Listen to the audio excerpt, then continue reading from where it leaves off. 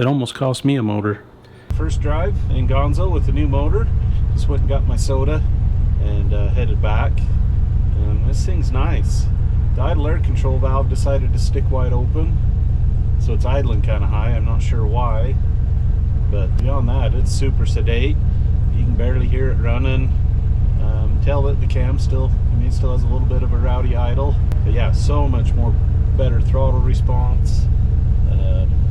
Just that much more comfortable to drive. I'll bet you, I haven't even leaned on it yet to know, but I'm betting with this motor being the way it is, the turbos can be way more responsive, the throttles can be way more responsive.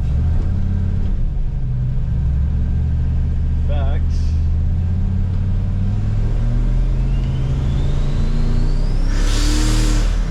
oh wow, yeah, it's like boost right now. That was maybe quarter throttle, but yeah, wow, that's it gets it done. I still don't have the wastegate hooked into the exhaust, so that's what the loud whooshing sound that it has, so I need to get that handled. But wow. And the other thing is it doesn't leave a big old cloud of smoke behind you every time I lean on the throttle, so another, just lean on a little bit, quarter throttle.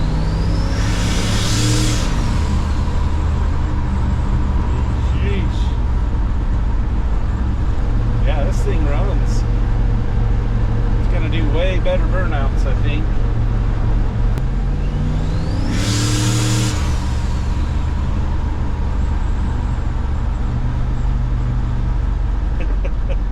Wow.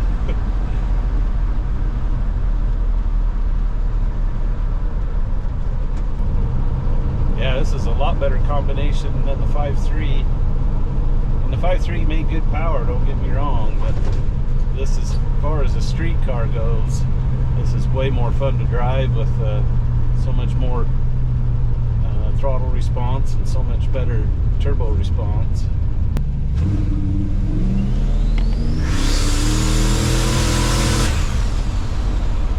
Whoa.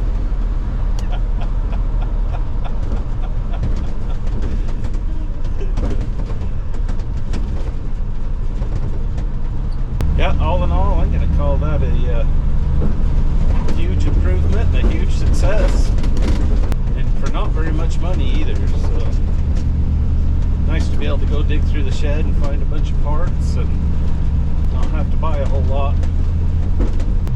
I'll do a little bit of tuning on it, and then we can do a little bit more of a aggressive run. But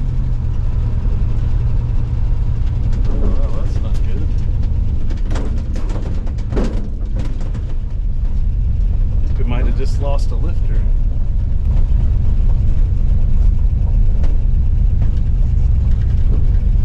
Dang it. Brand new LS7 lifters.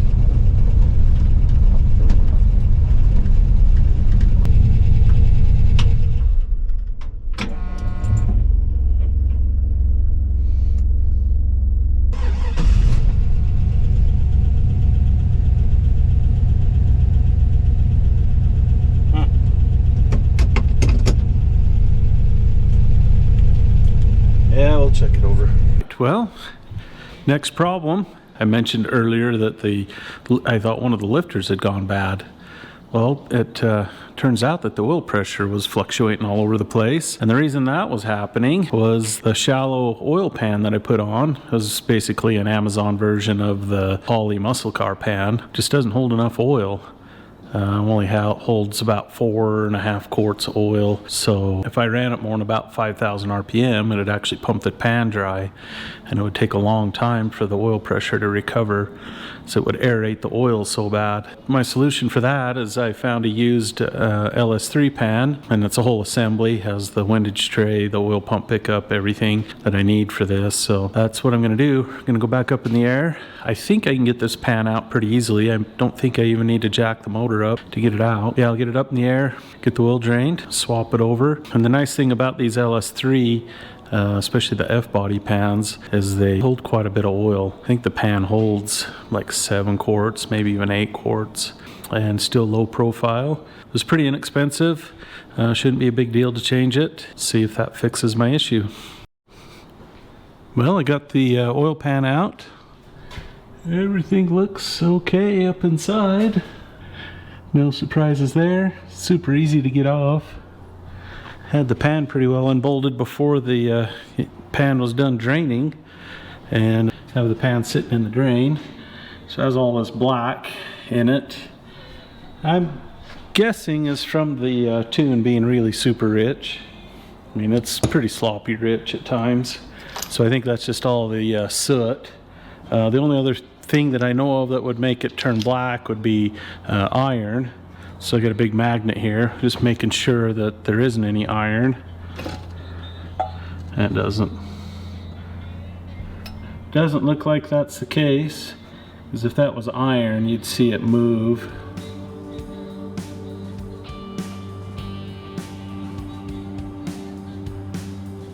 And try and jump onto the magnet, and I just don't see that really happening.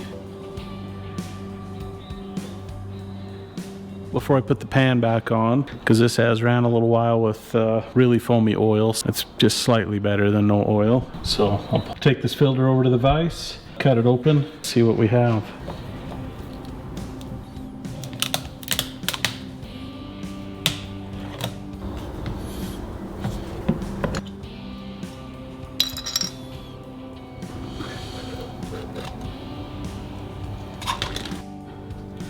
Okay, here's the element. Not seeing anything obvious. Okay, I'll peel the end caps off and flatten this paper out and see if I see anything. Here's the element all stretched out. Nothing really in it.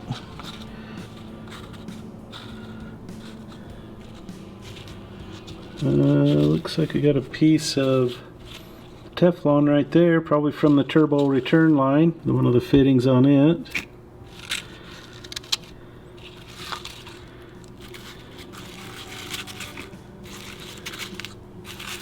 Yeah.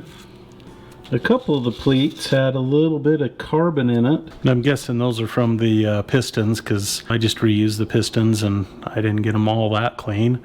Got all the loose stuff off of them and washed them in brake clean and called it good. But other than that, I don't see anything there. No signs of cam bearing or anything else. I think everything's okay on this motor, so I'll get the oil pan out of the box and make sure everything's what it should be. And I'll pull the oil pump pickup off and the windage tray off the motor that went with this oil pans, and then we'll get the LS3 stuff put in. Pulled this oil pump pickup off and was looking in the screen, saw something fairly interesting. Right there is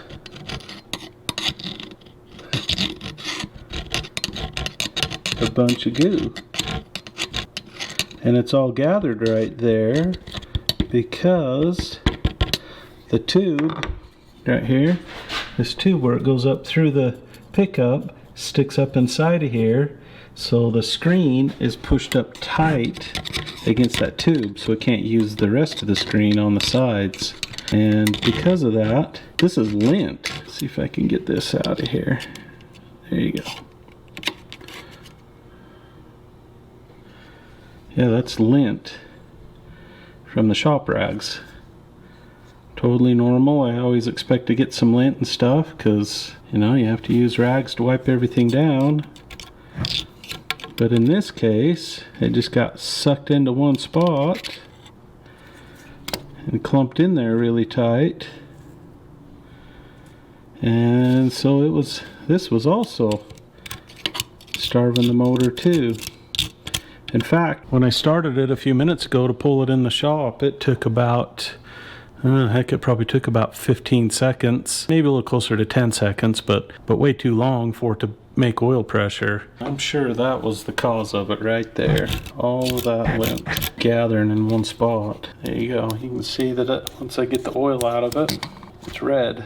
You can see it didn't take very much lint to plug up that little hole right there. So if you're building a motor, make sure your screen's going to be effective and that the tube isn't poking down into the pickup so far that it renders most of the screen useless like this one is. It almost cost me a motor. Alright, little side-by-side comparison of what the pans look like. As you can see, the LS3 pan holds nearly double what that pan does. Tell you one thing, it's not going to go in as near as easy as that other one came out. That might be a battle. Here's the oil pump pickup, and you can see in this one that the tube is down inside of there quite a ways, so it can use the whole screen. And the other thing you'll notice is this tube's quite a bit shorter than the other one. It shortens up that distance from the pickup to the oil pump itself. And then the other thing I like to point out, this one is off a later Gen 4 motor, so it has this oil pressure relief valve that kind of supplements the relief valve on the oil pump, and they put that on there for the lifters that they use on the active fuel management system where they shut half the motor down. And this one also has a deflector on it. Some of the earlier ones, they would actually spray oil right up into number 7 piston, and that would cause number 7 to use a lot of oil. The later ones put this deflector on to keep that oil pushed down into the pan. Guess we'll see what it's going to take to get this oil pan in. In fact, I'm going to start with pulling the exhaust crossover pipe out. So there's zero chance this pan goes in with that crossover pipe in place. Okay, I pulled this exhaust out. At least that crossover pipe. Got it out of the way, and I decided since it was so easy I would go ahead and unbolt the motor mounts, jack the motor up, and then unbolted the trans mount there and jack the transmission up just to give it the best possible chance of fitting. I don't know, it might fit. There it is, and it's got to fit right there.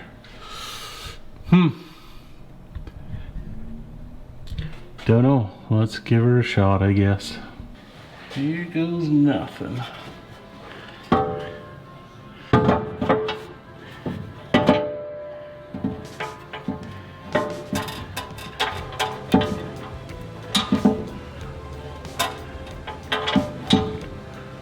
Wow.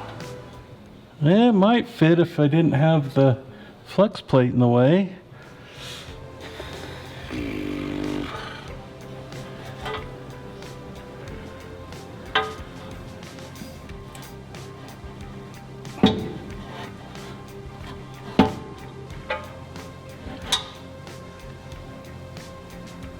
Huh.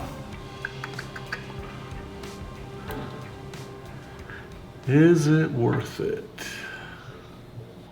I have multiple options at this point. I can cut the cross member, make it easier to get in. I can cut the pan. Wouldn't take a whole lot. Probably an inch off that front edge will give me what I need, or an inch off the cross member at the back will give me what I need. Or I could pull the trans and the flex plate, or I guess the other option is I can put the other pan on, because I think I need to revise my statement about what I said earlier about that pan being too small. I think the big issue with the oil pressure was all that lint plugging that little spot in that pickup tube. So that's an option. I could fix that pickup tube, put that back in, put the original pan back in that I had. Honestly, with the time frame that I have, that might be the best bet, because I really would like to get the rear axle in this and get it switched over to the truck arm system. That may be what I do for now, and I can just put this LS3 pan on the shelf for another project.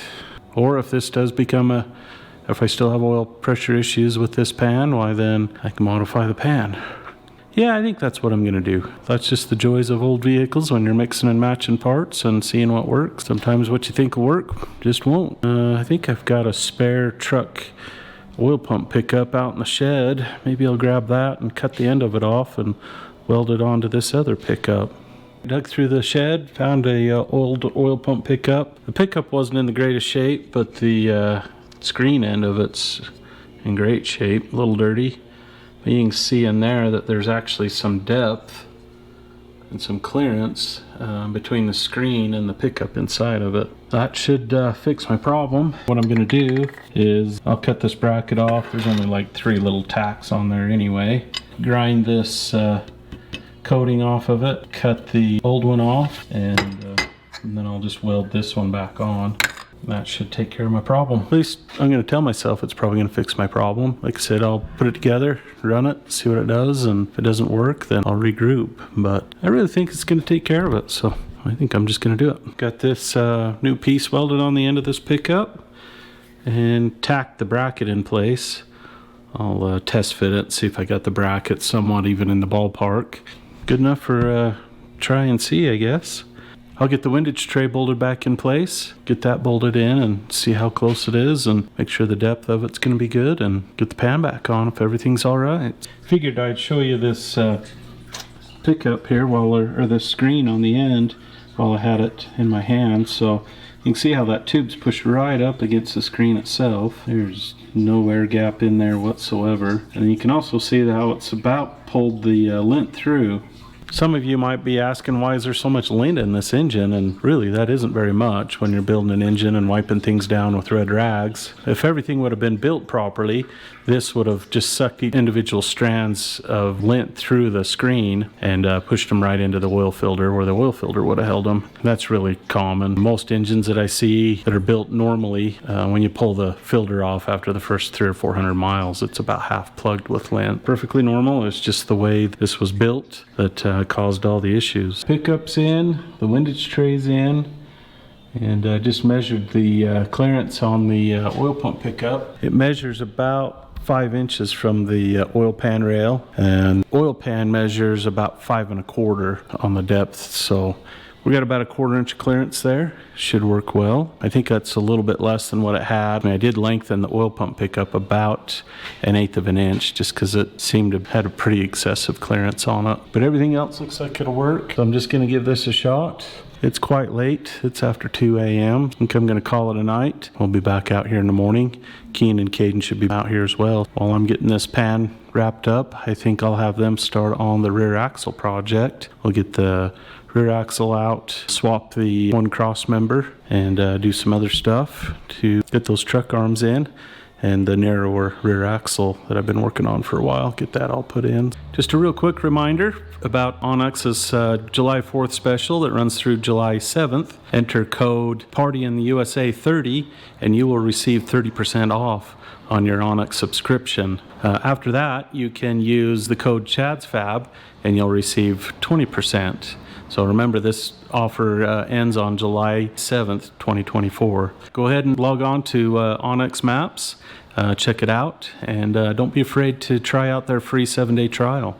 New day in the shop. I'm going to get back on that oil pan here shortly, and then I'm going to put Kean to work cutting the cross member out, and we're going to replace that cross member with something a little better for the trailing arms to bolt to. And then I'm going to put Caden to work putting the trailing arms together. We'll see what happens. So we got a stack to do, so we better get to it. Okay, still blazing away. I've got the oil pan back in. We still need to put that crossover pipe back in, but that's more or less handled. Kean got this cross member out. Kind of turned into a bit of a personal achievement moment for him, but he got it. Some rivets like to fall out, and some rivets yeah, they don't like to come out. We'll leave it at that. Yeah, they take their job pretty serious. So. But it's out. It wasn't completely terrible. I've definitely had worse rivets. Yep. So here's our new cross member. It's got the it's bent. Oh, figures. Thanks, UPS. Well, we can just take a crescent wrench and straighten her out. Yeah, once we get it in so it won't move around. Yep. Yeah. So there's the old cross member. It didn't have the brackets on it for the trailing arms, since this is a leaf spring truck. You can just bolt some brackets on there. That's what those 6 on each side, the 12 poles. Yep, that's what those are for. But we decided it'd be better to get one that's a little bit stouter and then has the brackets all welded on already. And it's flat on the bottom now. Yeah, that's a nice thing. Especially being lowered, it keeps that driveline from rubbing that upper part of the cross member. And it's just stronger, looks better. We get 3 holes to adjust it. The factory ones only have one hole. So we'll use the upper hole since we're gonna be lowering it, so we can keep our arms angles the same as factory. I do want that anti-squat, but they'll be adjustable, and then we can also further adjust the anti-squat with blocks. So you can put the blocks between the housing and the arms to lower the one end, more angle on them for more anti-squat. If we need to, yeah. Yep. But for now, we'll just use the upper holes and set our pinion angle and see what we get. I don't anticipate much because my truck is low. We've got 4-inch drop springs in the rear, and it's still using the original holes. So, and it doesn't hop at all. Well, it's not wheel hop, it's just tire spin. Oh. That anti-squat actually forces the axle down into the ground. Okay.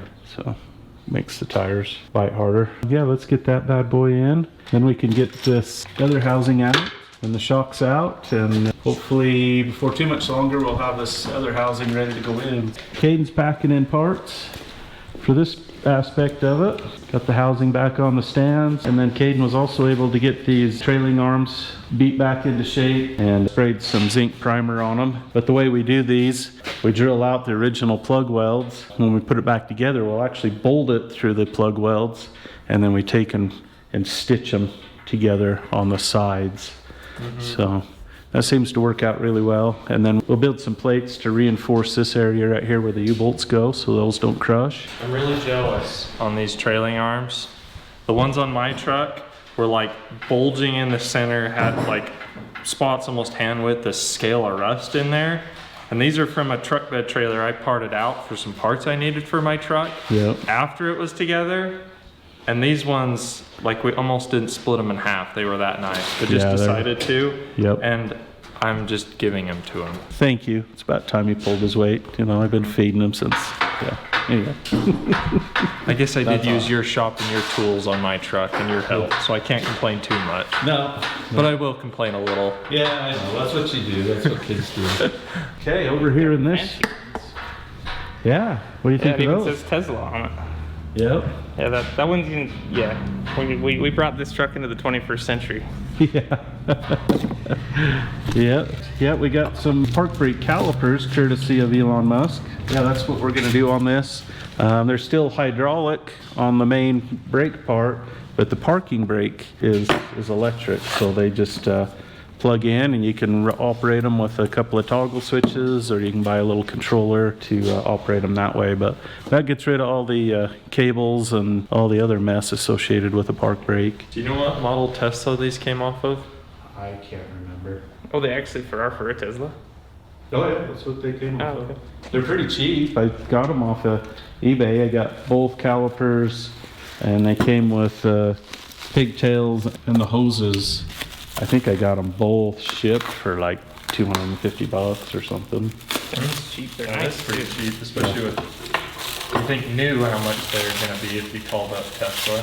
Yeah, and these ones are like new. There's quite a lot of them on eBay, and there's more of them in the wrecking yard. Oh, And just you know- wrecked Teslas? Yeah, I was like, why would people be upgrading the brakes so much? no, they're just, yeah. Apparently they don't fail, or rarely fail, because there's a lot of them available to buy. And then the brake rotors we're using are these. And those are for like a 94 to 96 Impala SS, so they're vented rotors, and then they have the right 5-on-5 bolt pattern to match the axles. They're fairly inexpensive and fairly easy to get, so that'll be perfect. They're small enough they should fit under the 15-inch wheels as well. At least I hope they do, so. Yeah. No kidding. This truck officially has no more leaf springs. They're both right there. Surprisingly, the bolts all came out. They weren't rusted or anything. That is a first. We've had trucks that are like 5 years old that they're rusted. And this truck's almost 60 years old. I'm just panting because that took a lot to get those bolts out. That's it, I gotta go. See you later. And they're opening packages. You got like a whole bunch of stuff going on here. Lots of parts and pieces and. I can tell you where that piece in your hand goes, Kaden. Yeah, these are what go onto the, Trailer. they go like right here or something. Something like this. I think they hang down. Yeah. So it's the other way. Oh. Yeah. Yep. Yeah, and then the axle goes on the top of the stuff, doesn't it? Just like that. Okay. Well, originally the shock brackets are on the bottom, so that might be what that's doing, is taking up the shock bracket and flipping up, or they could hang down. No, they show the bolts going right through the nuts right on the trailing arm right there. Oh yeah. So that, yep, we definitely need to build a plate because that ain't gonna work. Did you read that or just look at the pictures? Just look at the pictures. Are you kidding? I'm just glad it has pictures because it's worthless without pictures. So, Yep. yeah. Okay, before I go, we gotta open up some packages. Oh yes, we do. We got this one. Oh yeah. It That is one. a hand lamp. Oh, this is one of, you wave your hand to turn it on the and off. headlight ones, yeah. Yeah, and it's from Bruce Scott, aka Moose from Bruce Scott. Perfect. Thanks, Bruce. Oh, at least one for Caden.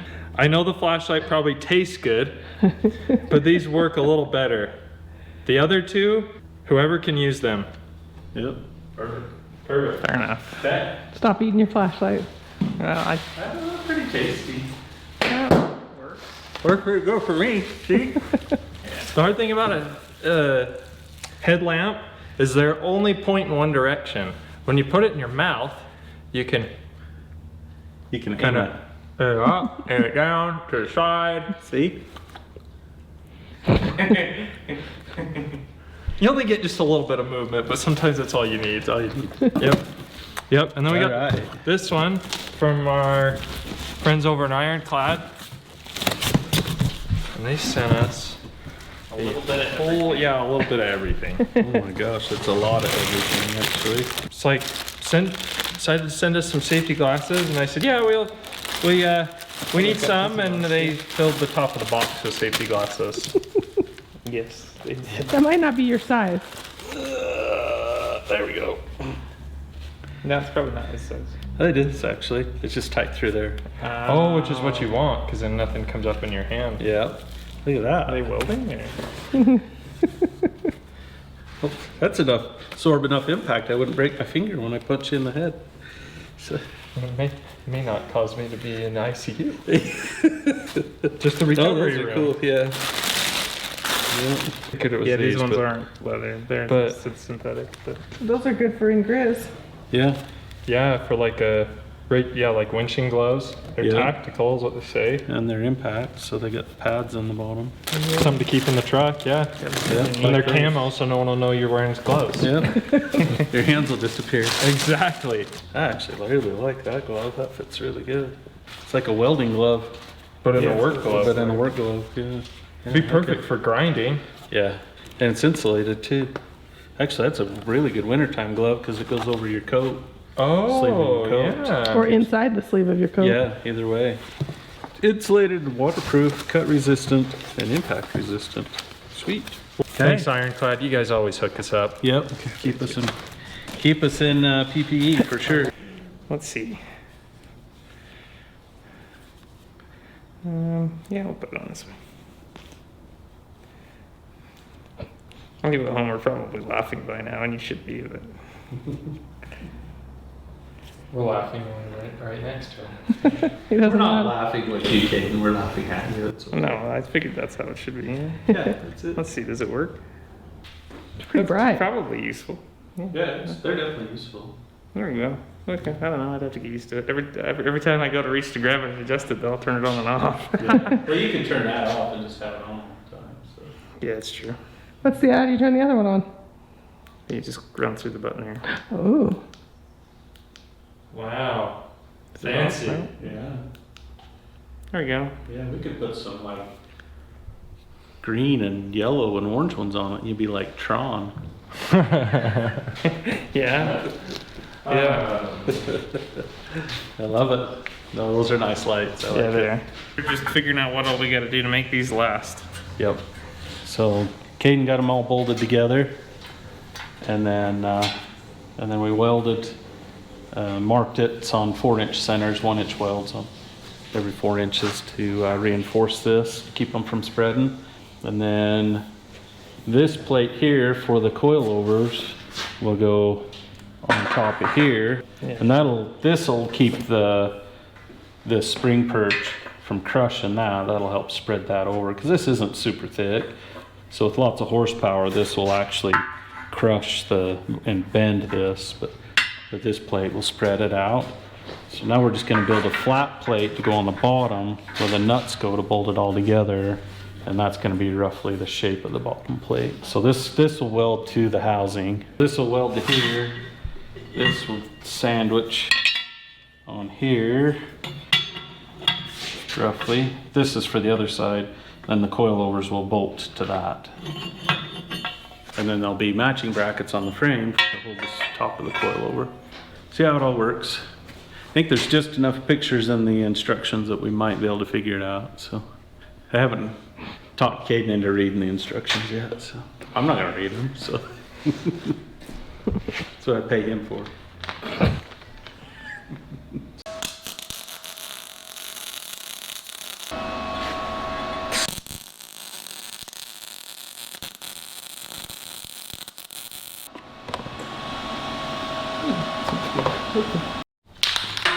Caden and I are still plugging away. Kean had to run home, take care of some stuff at home. Caden's got the truck arms all ready to go, getting them all painted up. So you can see that reinforcement plate he put on the bottom. And then you can see the spots where he welded, stitched all of the 2 pieces together and the bolts. That should be plenty strong for this. Yep. Okay, and I'm over here working on these brackets. This is the track bar coilover bracket. On the driver's side, it's all drilled and bolted in. This one's all clamped in place, ready to drill all the holes, get it bolted in place. Had to lower the fuel tank so I could move some things, the fuel lines out of the way so I could drill, and also get access inside the frame to get the bolts put in. Once that tank's in place, there's really no way to get your hand in there. So yeah, we're getting really close to having all this stuff put together. As soon as I get this bracket in, then I'm gonna start working on the housing, see if I can figure out the brake situation, maybe get those axles cut to length, get the differential dropped in. Caden and I have been plugging away still. We got them all painted on these trailing arms. Now I'll have them put these bushings in right there. For that, these are just some urethane bushings. So, and then when the bushings are in, these will be ready to install. I've been working on this rear axle. Got the bearings pressed on and the retainer sleeves, and then I got oil seals pushed inside of there. Got the pinion here put together. Since I'm making a fair amount of power on this otherwise fairly flimsy rear end, I'm gonna eliminate the crush sleeve, go with a solid spacer. It's a little stronger. Basically use this solid spacer, and then there's selective shims to set the amount of load on the bearings. I'll get this dropped in. Once we get this preload set up on this, we can get the ring gear on the carrier, drop it in, get it set up. Once we get the pattern right, this bad boy's ready to go in. Well, yeah, that's pretty much right on the money, isn't it? We got the gear set up on this. Got about 8 thousandths of backlash. A couple of guys came over to visit, so I enlisted their help along with Caden to get this housing put back in. Getting ready to weld these perches. We've got the housing centered, so we got about 3 1/8 from here to here on both sides, and we got 3.6 degrees of pinion angle. The engine is about 3.8 degrees, so I like to have the pinion point down just ever so slightly because it will roll up under acceleration. Ready to tack this all the way in, and then we'll get the other side set exact, and then we'll get it tacked in, and then we'll be able to dig the coilovers out of the box and hopefully figure out how that all goes together. This whole coilover kit's been a little bit of a puzzle, but yeah, it should work out good. It's gonna look good. This should be ride height, about 3 to 3.5 inches between the axle housing and the frame, and you can see that the housing's just going to be just barely hanging below the fuel tank. Should be good. This will match the ride height of like Kean's truck and Krusty, so we're real close with shorter tires, of course. Got a bunch of stuff mocked up.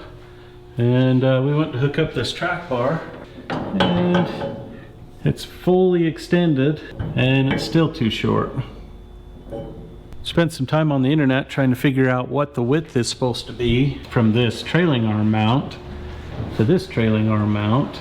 After a bunch of looking, finally found the spec, and it's 41 1/4. This is way more than 41 1/4. Let's see what it actually measures here.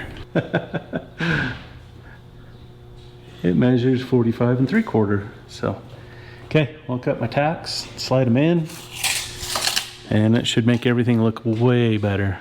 Well, fortunately, I hadn't fully welded those perches, so that was a pretty easy fix. Got everything all pulled back in. It definitely looks a lot better. Track bar should fit a whole lot better now. The track bar right in its normal range of adjustment. Rear end's pretty centered. It's probably within 1/4, near as I can tell. So now I'm just gonna weld these saddles in place. I loosened up the U-bolts, dropped all this down, took this license plate and jammed that up in there. So that'll protect the powder on my new parts from getting all covered in slags. I have a whole stack of old license plates that I keep around. How about you guys? You have a whole stack of old license plates? And what's your favorite things to do with them? Post a comment, let me know. So I'm always looking for new ideas for free stuff. Anyway, I'm gonna get this all welded. Probably throw some paint on this. And I'll be ready to stab these axles and figure out the whole brake situation. Coilovers are in. I just threw the rear tires on. Just I wanted to see how it all works. And as you can see, plenty of clearance. It even moved the axle back a little bit. Before I could barely put one finger right there, but I moved it back nearly an inch. All the angles look good. As you can see, that trailing arm and those U-bolt nuts, they hang down way low. So probably end up having to get a shorter block there, raise that up an inch, and then I can raise that up an inch to keep the same angle on this truck arm. Obviously, I still need to do the brakes, but with all the other little odds and ends that I run across, it took more time than I had for today. And I just figured out that my driveline's too short now. So I'll have to get a driveline made for it. Then I gotta completely redo the exhaust. So it's gonna work to there, but pretty much from here back is not gonna work. This hole's in a different spot. This arm's in the way of where the exhaust used to be. So I'll have to get that all handled. Now I guess we can let this down and see how it actually sits. Well, full extension, it sits at about the same height, the old ride height with the leaf springs, so that's a good sign. Oh, nice. Cool, that's squatted about 2.5 inches probably. Has just a little bit of rake to it, and the front will drop just a little bit more once it moves. Yeah, that looks way better. And then gets those tires tucked in just a little bit from the bed sides. That was exactly what it needed. I love it. Well, that takes care of it for today. Till next time, remember, when you finish a day, be done with it. Because too much yesterday will surely ruin tomorrow. Thanks for watching.